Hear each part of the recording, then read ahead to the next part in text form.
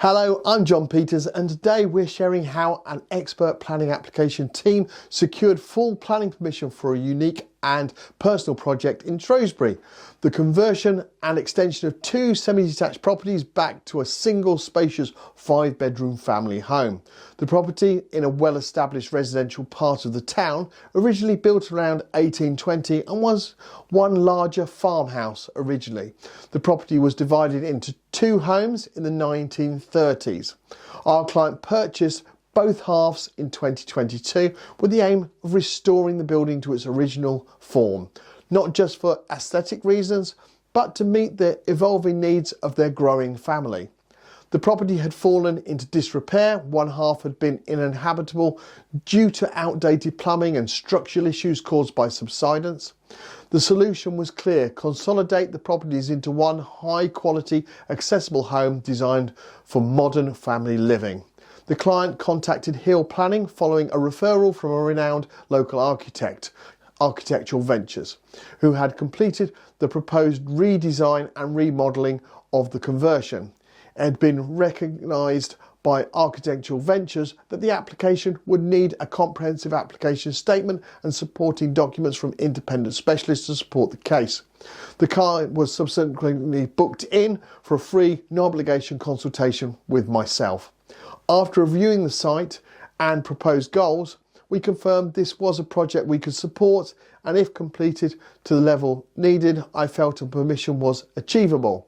We followed up with a detailed written proposal, clearly outlining what the application would involve and the costs, giving our client everything they needed to make an informed decision.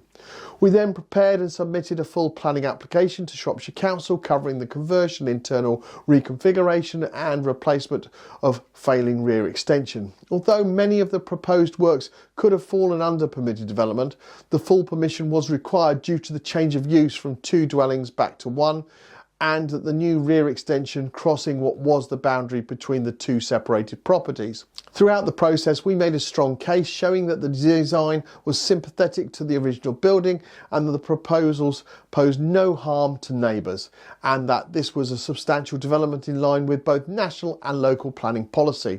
We also highlighted the importance of accessibility. Under the Equality Act, planning authorities must consider the needs for disabled individuals. This factor rightly carried weight in the council's decision making. The application was approved by Shropshire Council on the 19th of March.